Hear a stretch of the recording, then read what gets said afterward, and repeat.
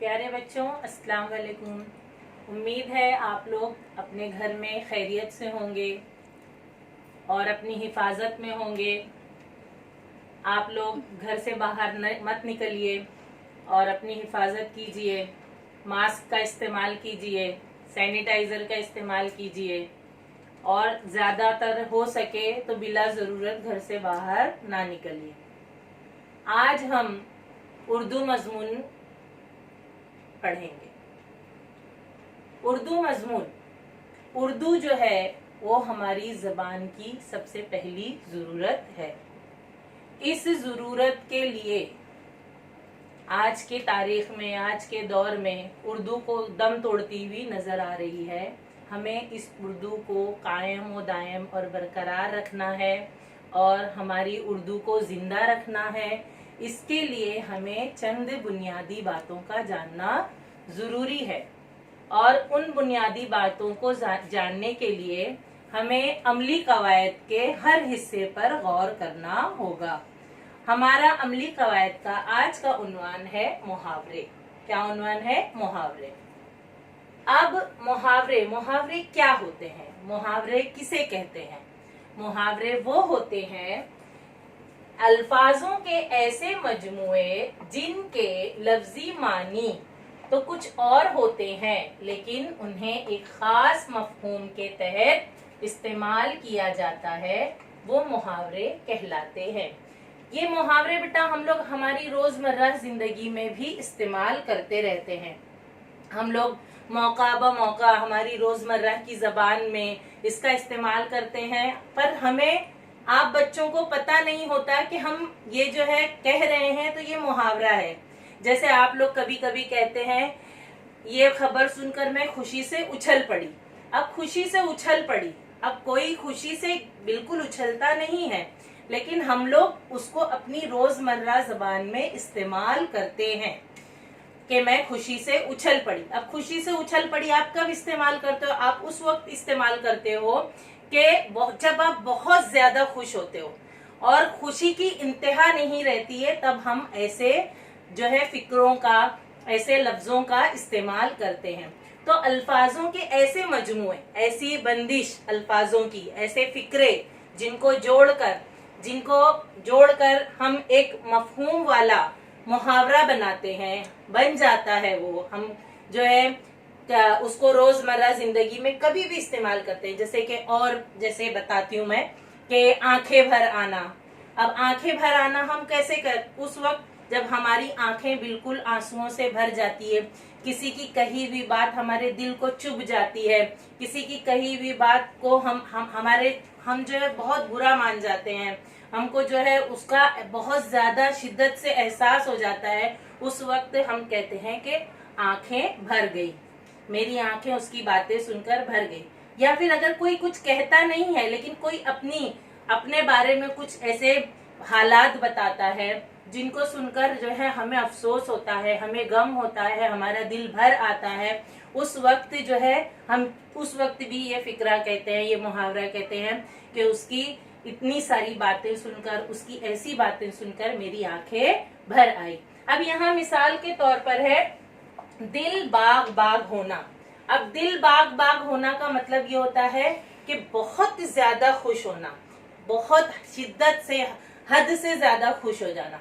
अब मुहावरे की एक बात यहाँ पर जरूरी और अहम ये भी है कि हम लोग जो अल्फाज इस्तेमाल हुए हैं मुहावरों में, हम उनको तब्दील नहीं कर सकते। जिस तरह के मुहावरे हैं हमें उसी तरह से उन मुहावरों का इस्तेमाल करना है। जैसे कि अब यहाँ दिल बाग बाग होना है, हम इसकी जगह दिल चमन चमन होना, दिल गुलशन गुलशन होना ये इस्तेमाल नहीं कर सकते। जो भी मुहावरे बने हैं उनके एक कायदे हैं, उनका एक उसूल है। जो बन गए हैं वो बन गए हैं, जिस तरह बने हुए हैं उन्हें उसी तरह इस्तेमाल करना है। ये मुहावरे भी ऐसे हैं कि हमारे बड़े बूढ़ों से हम सीना बसीना जो है वो चलते चले आ रहे हैं। मैंने अपने बच्चों से कहा, मेरे बच्चों ने अपने बच्चों से कहा, मैंने अपनी वालदा से सुना, मेरी वालदा ने अपनी वालदा से सुना। इस तरह से जो है पीढ़ी दर पीढ़ी, नस्ल दर नस्ल ये मुहावरे और इसके साथ में कहावत भी होती है, कहावतें, ये जो है पीढ़ी दर पीढ़ी, नस्ल दर नस्ल जो है चलते चले आ रहे हैं। इनमें कोई तब्दीली नहीं होगी, ये जैसा है वैसा ही रहेगा। हम इसके अंदर अपनी मर्जी के अल्फाज इस्तेमाल नहीं कर सकते। अब यहाँ चंद मुहावरे दिए गए हैं, हम उन पर गौर करेंगे और उन्हें देखेंगे। यहाँ देखिए, अभी जैसा मैंने बताया, दिल बाग बाग होना, इसकी जगह बाग यानी चमन, बाग मालूम है जहाँ फूल खिलते हैं, जहाँ जो है हर तरफ हरियाली रहती है, पेड़ पौधे घास फूस सरसब्ज और शादाबी रहती है, ऐसी जगह को बाग कहते हैं। वहाँ ज्यादातर फूल वगैरह होते हैं, तो बाग को अच्छी और बेहतर उर्दू में चमन भी कहते हैं, गुलशन भी कहते हैं। तो यहाँ पर हम दिल बाग बाग होना की जगह दिल चमन चमन होना, दिल गुलशन गुलशन होना नहीं इस्तेमाल करते। जो मुहावरे बन गए हैं हमको उसको उसी तरह इस्तेमाल करना है।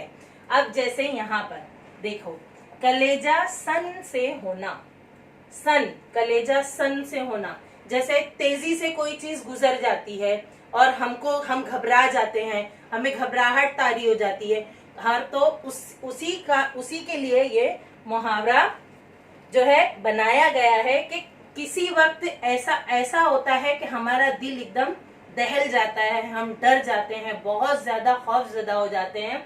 तो ऐसे मौकों के लिए ये मुहावरा इस्तेमाल होता है, कलेजा सन से होना, यानी दिल दहल जाना।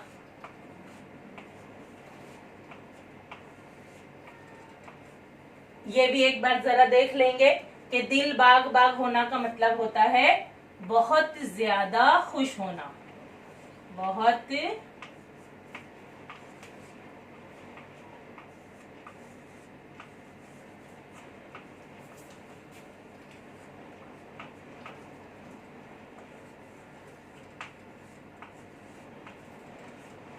ज्यादा खुश होना, कलेजा सन से होना यानी दिल दहल जाना। अब उसके बाद है चटखारे भरना। चटखारे भरना से मुराद क्या? चटखारे भरना, हम लोग देखो, आप छोटे छोटे बच्चे लोग हो, आपको जो है नमकीन चीजें, मीठी चीजें, खट्टी मीठी चीजें पसंद होती है। तो बच्चों को जो चीजें पसंद होती है वो शौक से जो है वो चटखारे भर भर के खाते हैं, चटखारे मार मार के खूब मजे ले लेकर खाते हैं। तो चटखारे भरना का मतलब होता है जायके का मजा लेना।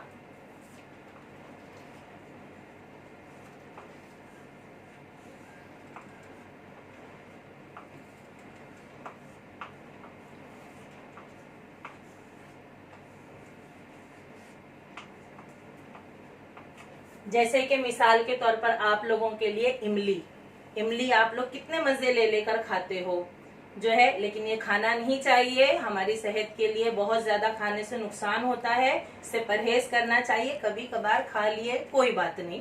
तो यहाँ चटखारे भरना से मुराद है, मतलब है जायके का मजा लेना। अब उसके बाद है मंसूबे बांधना। मंसूबा का मतलब होता है इरादा करना, प्लानिंग करना, मंसूबे बना, ख्यालात में जो है अपने प्लानिंग करना, सोचना, मैं ऐसा करूंगी, मैं वैसा करूंगी। जैसे कि मिसाल के तौर पर कुछ बच्चे जो होते हैं एक मकसद लेकर चलते हैं, उनको पता होता है कि हमें क्या करना है, उनका इरादा होता है कि मैं डॉक्टर बनूंगी, किसी का इरादा होता है मैं टीचर बनूंगी, किसी का इरादा होता है कि मैं इंजीनियर बनूंगी।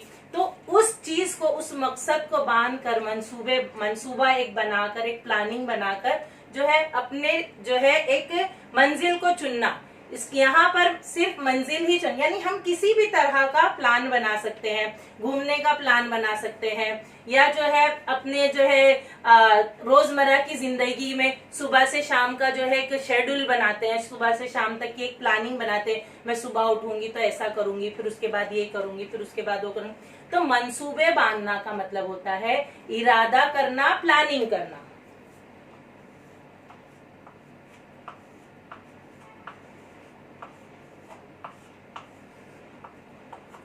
उसके बाद है छाती पर सवार होना। अब छाती पर सवार होना के लफ्जी माने देखेंगे तो छाती यानी सीना, सीने पर सवार होना, सीने पर कोई सवार हुआ यानी सीने पर बैठ जाना, नहीं, ऐसा नहीं है। छाती पर सवार होना यानी किसी भी काम के लिए बहुत ज्यादा जल्दबाजी करना, बहुत उजलत करना, जो है आप लोगों की रोजमर्रा ज़बान में इतनी घाई क्या है, हम कहते हैं ना, आप लोग रोजाना की ज़बान में कि तो आप इतनी घाई क्यों कर रहे हो, आप इतनी जल्दी क्यों कर रहे हो।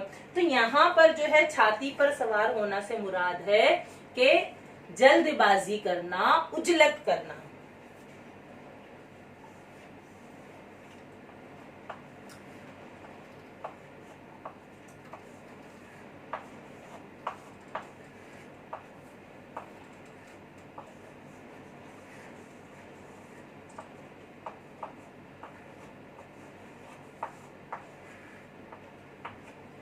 उसके बाद है दिल कांप उठना।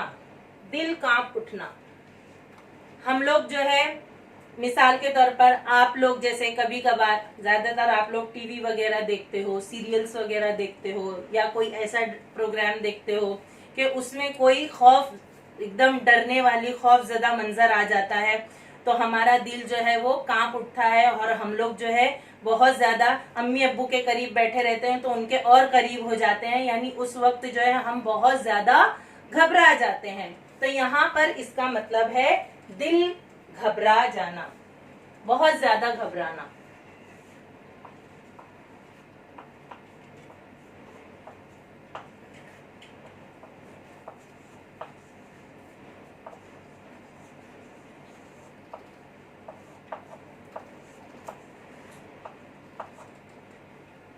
उसके बाद है कलेजा बैठ जाना। अब यहाँ था कलेजा सन से होना यानी दिल दहल जाना, अब कलेजा बैठ जाना यानी बहुत ज्यादा डर जाना, बहुत ज्यादा जो है खौफ ज़दा हो जाना।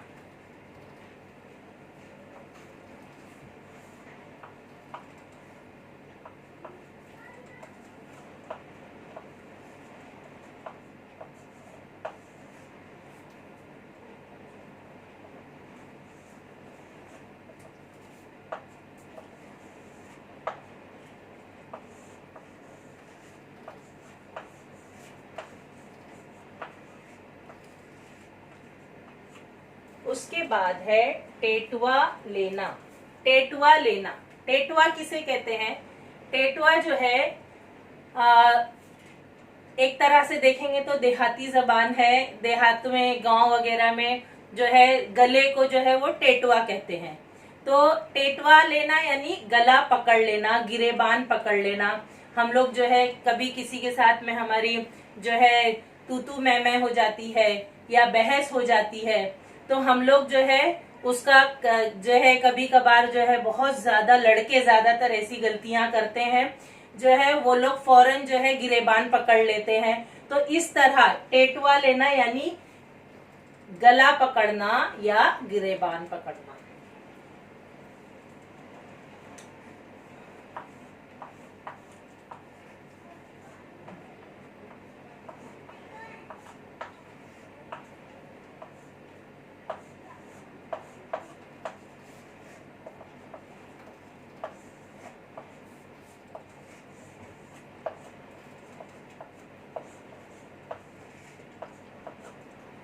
अब इसके बाद है आग होना।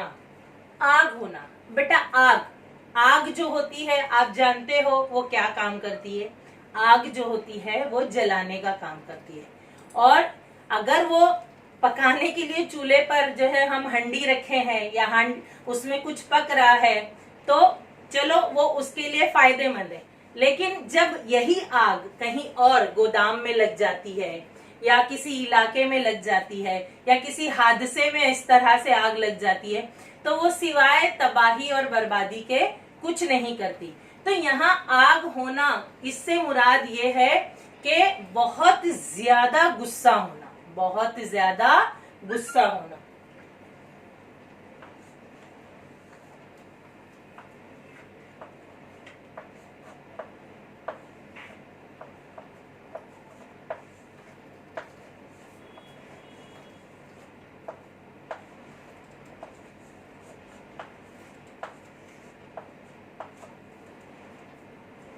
प्यारे बच्चों, अभी हमने देखे कि मुहावरे किसे कहते हैं, तो इसका एक बार हम इयादा ले लेते हैं।